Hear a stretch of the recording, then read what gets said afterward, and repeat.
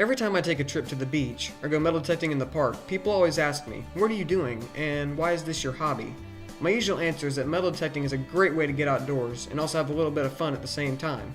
Metal detecting also comes with many benefits, whether it be getting outdoors, learning new information, or spending time with people who share the same hobby. Vitamins and minerals are essential to a healthy lifestyle, since they're the key components that your body uses to carry out many different processes, as well as they can help fight off viruses and diseases, such as the flu or common cold. Vitamin D is a vitamin that our bodies receive from mostly exposure to the sun's rays, which helps to absorb calcium and to block the release of the parathyroid hormone, which reabsorbs bone tissue, making a person's bones become very, very fragile.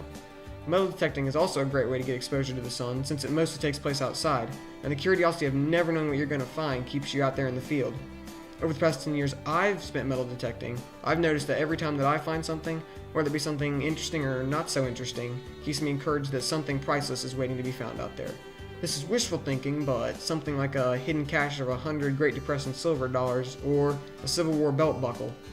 A very common global issue in today's society is that people are so addicted to texting on their phones and using computers, it has become almost impossible to engage in face-to-face conversation. In fact, according to a communication study done by Heidi Himmer, a student at Minnesota State University, text messaging and other interactive forms of communication makes up only 31% of the time teens spend communicating, while listening is 56%, and face-to-face communication makes up only 13% of that time. Metal detecting can actually be a pretty good combatant to this social skills epidemic that is occurring all over the world because by visiting the metal detecting conventions and meeting up with friends, there's a wide range of people to talk to, which can slowly get a person used to talking with other people who share the same hobby. Through meeting with other friends and people who enjoy metal detecting, I've realized it is easier for me to express my opinions and new ideas with people that think with a very similar mindset as me. Another major benefit to metal detecting is that you get to expand your knowledge about the past, whether it be through the life of a person or the evolution of some sort of machine or vehicle. I have found many pieces on older homesteads that tell priceless stories that would have most likely been lost to history. For instance, I found this small medallion soldered to a piece of large iron.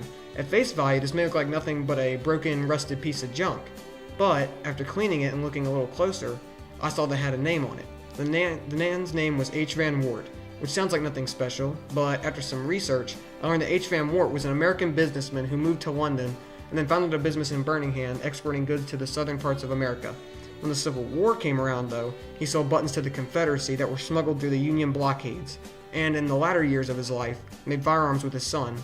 It's crazy to think that people can learn all that information based off of a small piece of corroded metal.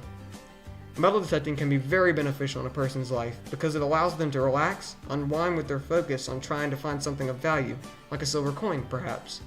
They'll also learn to communicate with new people and share stories of things they have discovered along with what they learned about these relics as well.